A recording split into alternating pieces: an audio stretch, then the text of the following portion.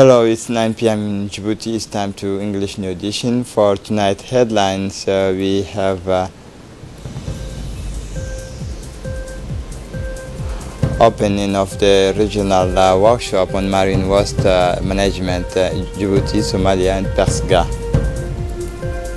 For the international scene, 14 European countries in solidarity to share migrants. Welcome to our newsroom tribute by the President of the Republic in memory of the late Yukiye Amano, Director General of the International Atomic Energy Agency. The President of the Republic, His Excellency Ismail Omar Guelleh, in a message of condolence addressed today to the Secretary General of the United Nations, Mr. Antonio Guterres, paid a vibrant tribute to the memory of the late Yukiye Amano, Director General of the International Atomic Energy Agency.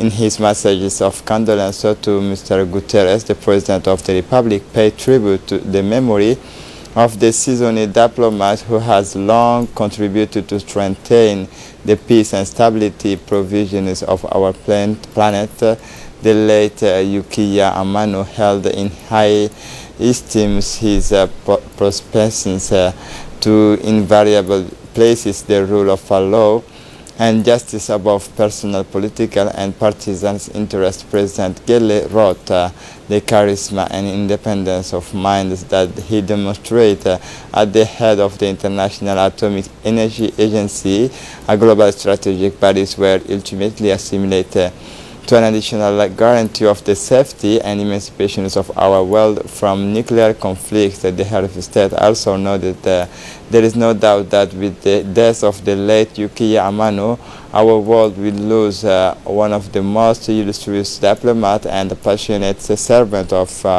humanity, said the Djibouti head of state, who expressed his wishes to extend the expressions of sincere condolence to all the staff of the United Nations system. A similar message was also sent to the Japanese Prime Minister, Mr. Shinzo Abe, of Japanese origins and 72 years old. The death of the late Yukiye Amano was announced yesterday, Monday.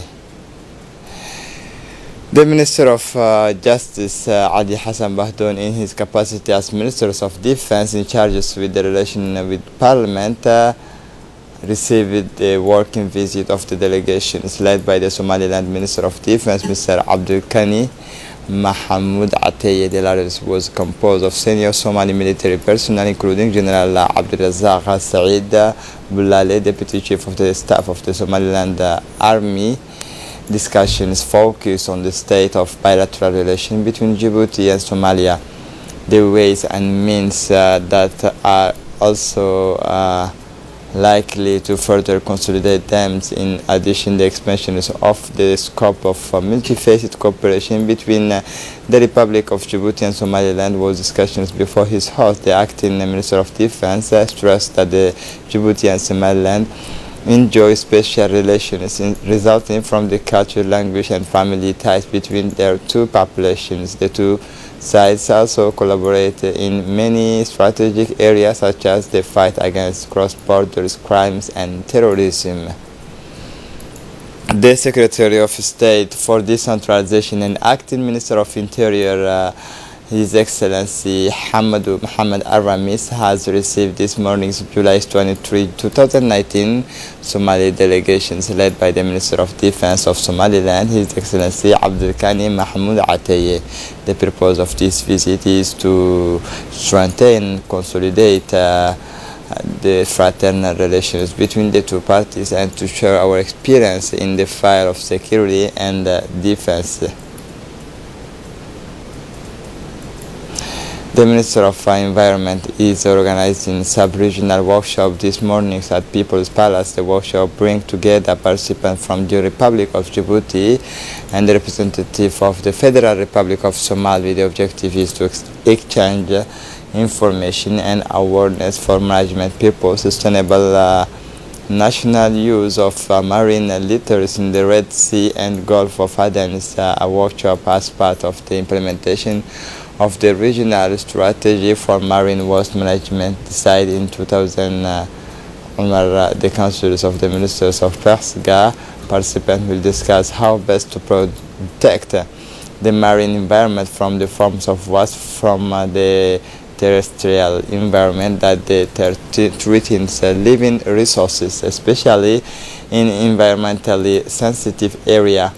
Our country has 372 kilometers of coastlines where important natural ecosystems such as mangrove bays, coral reef, wetlands, ornithological sites and freshwater system are located. The Republic of Djibouti is one of the most remarkable regions in terms of biodiversity, but also the most fragile at the same time. The government has taken measures with the environment to develop certain legal arsenals for the protection of marine and terrestrial biodiversity. These workshops will allow the adoption of a regional strategy on marine waste management in Djibouti and Somalia, which has thousands of kilometers of coastline. This will make it possible to strengthen the measures already taken by the government of two countries. Colonel Wais Omar Bghore, commanders of the Coast Guard, welcomed delegations of Atalanta forces led by the Red Admiral Giovanni Pijac, Deputy Operations Commander of European Union Naval Forces of Somalia, accompanied by the new commanders of the Atalanta forces, Rear Admiral Simen, who has present among others officers from two forces.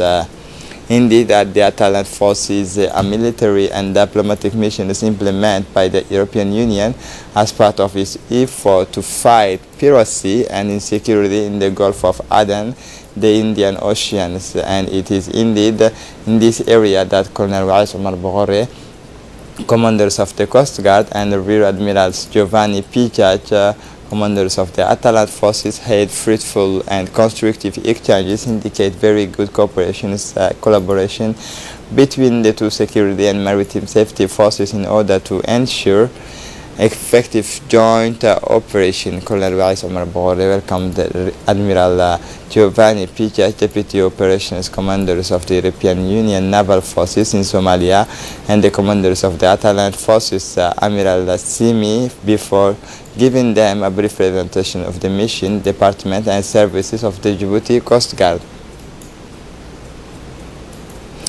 The Geophysical Observatory of Artas recorded a moderate earthquake of magnitude 4.1 on the Richter scales on Tuesday, 23 July at 5 EM local times in the Gulf of Tujura near Arta Beach, and identified as a tectonic type. The epicenter was located 11.5 kilometers northeast of the city of Arta. A depth of 7.5 kilometers is hypocentral distances of about 13 kilometers. The microseismic intensity in the area closest to the epicenter is felt under the supervision of the Director of Civil Protection, Colonel Mahmoud Musa Mahmoud. The Civil Protection conducted a simulation exercise early this morning in Body Mall. This simulation exercise is carried out jointly by the Fire Brigade and the National Gendarmerie. The objectives of this exercise was to assess the evacuations on care capacity of significant number of victims of an attack. It is therefore essential to ensure that civil protection systems are permanently ready to respond to potential crises and such as terrorist attack and natural disasters in the most effective way possible in order to save the maximum numbers of human lives.